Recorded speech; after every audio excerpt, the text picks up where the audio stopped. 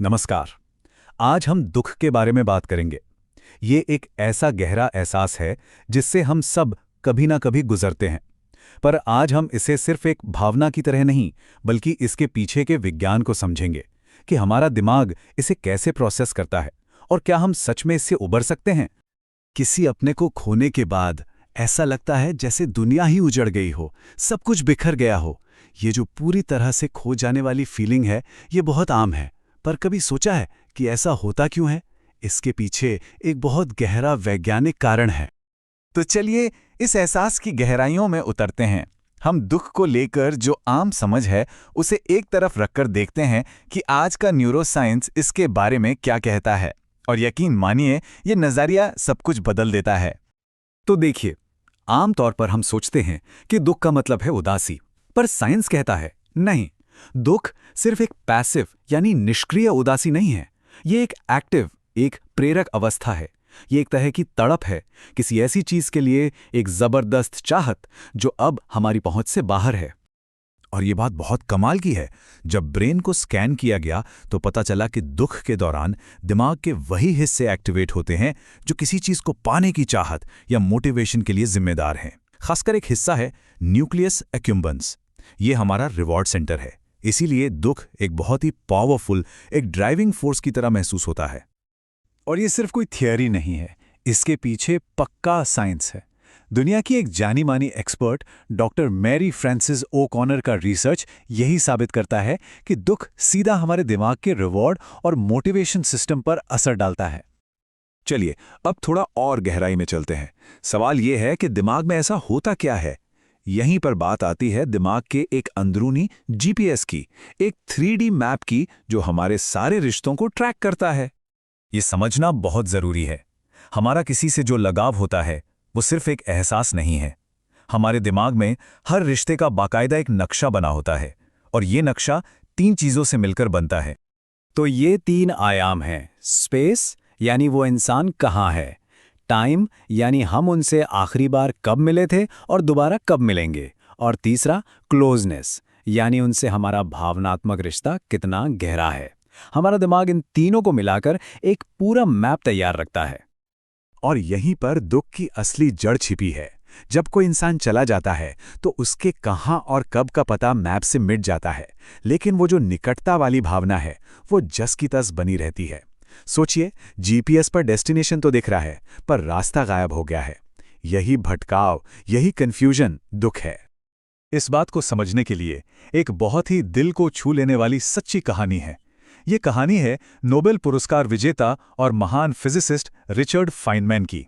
ये कहानी इस टूटे हुए अंदरूनी मैप की तकलीफ को बहुत अच्छे से बयां करती है।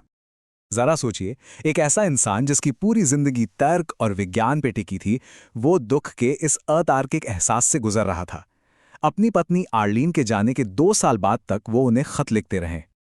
उनके इन शब्दों में वो टकराव साफ झलकता है। एक तरफ उनका तार्किक दिमाग जानता था कि वो नहीं है, पर दूसरी तरफ उनका भावनात्मक लगाव, उनकी देखभाल करने की इच्छा उतनी ही जिंदा थी। ये लाइन देखिए, ये बताती है कि उनका लगाव, उनके मैप का वो निकटता वाला हिस्सा उनकी मृत्यु के सालों बाद भी कितना ज्यादा मजबूत था। वो प्यार समय और स्थान से परे हो चुका था। और फिर आता है इस खत का आखिरी हिस्सा, जो पूरी बात को एक लाइन में समेट देता है। लगाव असली है, प्यार सच्चा है, पर वो पता अब मौजूद नहीं है। दिमाग का मैप टूट चुका है। तो हमने ये तो समझ लिया कि प्रॉब्लम क्या है, पर सवाल ये है कि क्या इसका कोई हल है?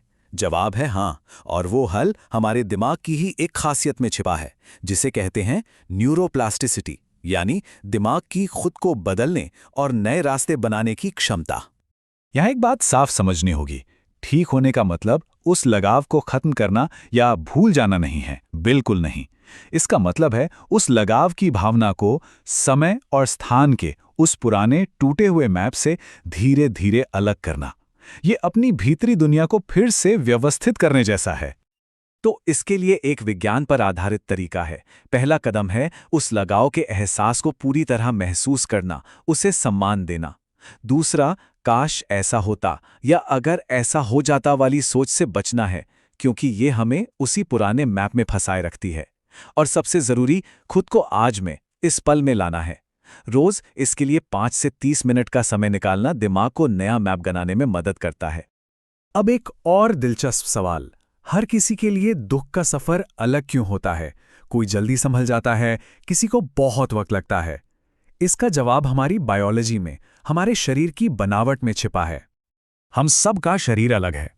खास तौर पर हमारा स्ट्रेस से डील करने का जो सिस्टम है, वो सबका अलग अलग होता है। कॉर्टिसोल जैसे हार्मोन्स का लेवल भी दुख की गहराई और उसकी लंबाई पर असर डाल सकता है।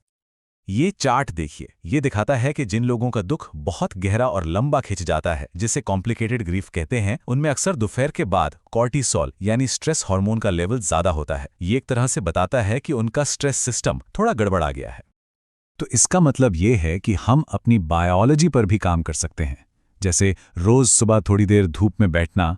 ये सुनने में छोटी बात लगती है, पर यह हमारे हार्मोन्स को बैलेंस करने और हमें इमोशनली ज्यादा मजबूत बनाने में मदद कर सकती है।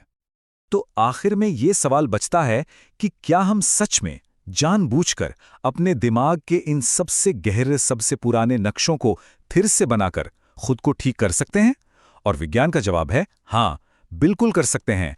हमारा दिमाग बदल सकता है, और यही उभरने की राह में उम्मीद की सबसे बड़ी किरण है।